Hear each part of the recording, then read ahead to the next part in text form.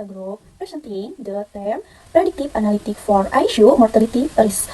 Our team has 5 members. I am Siti Samsia, then Nabila Manda Caryana, Rani Rahayu Agustina, Husnul Arifah, and Muhammad Umar Marwafe.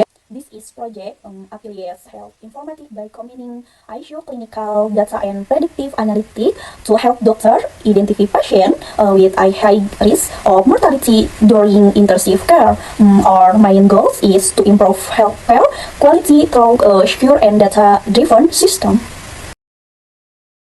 Hello everyone, in this part I will explain Module 2, Health Data Standard and Interoperability based on our project Predictive Analytic for ICU Mortality Risk. The main issue we address is the high mortality rate among ICU patients caused by delayed detection of critical condition.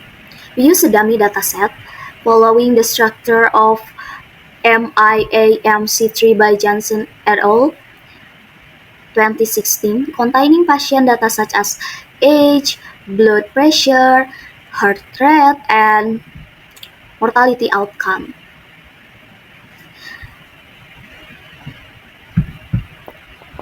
The patient data are stored in MySQL database and accessed through a FHIR API that convert them into standardized FHIR bundle JSON format.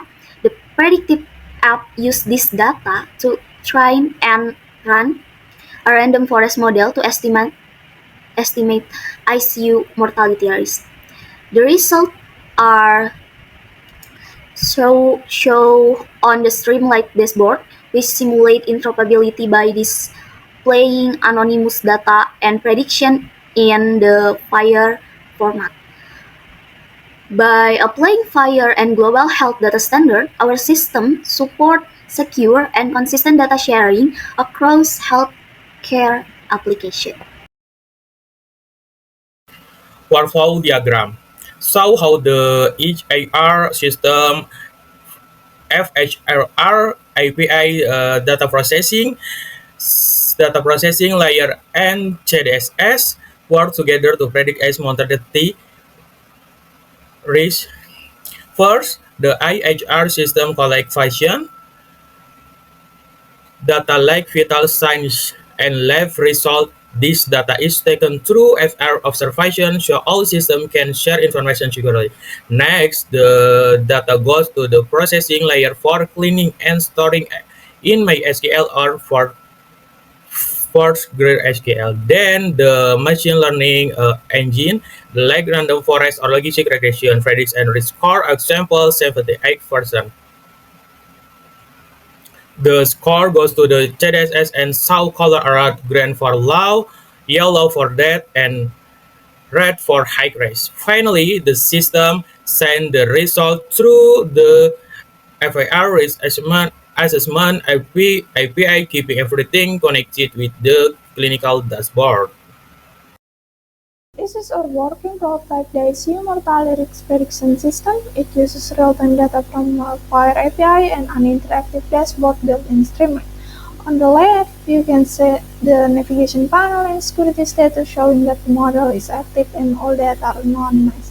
The main from here let user enter patient details such as demographics, vital sign, lab values, and risk factors such as diabetes or smoking habits. And then we can click Assess Mortality Risk button at the bottom after entering all the data. And then the system sends these inputs to train a random forest machine learning model built from 1000 anonymous ICU records, then returns a predicted risk score in a percentage. 20.1% means low mortality risk.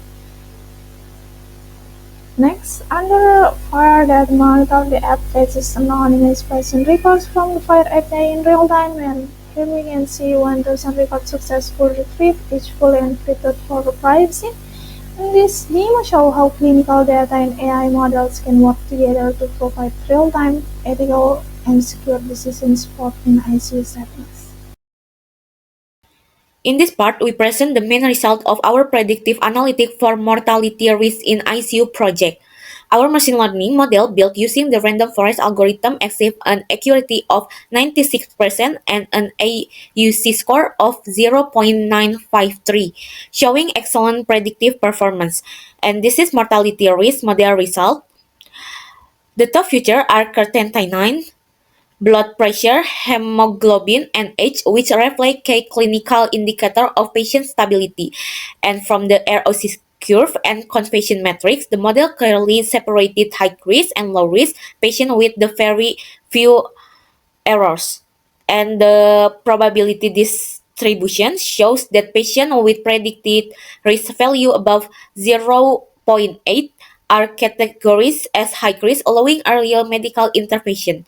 Overall, this analytic provides clear and actionable insight to support clinical decision making and improve ICU outcomes. Here we are going to explain more detail about the ethics and privacy that we apply to our system.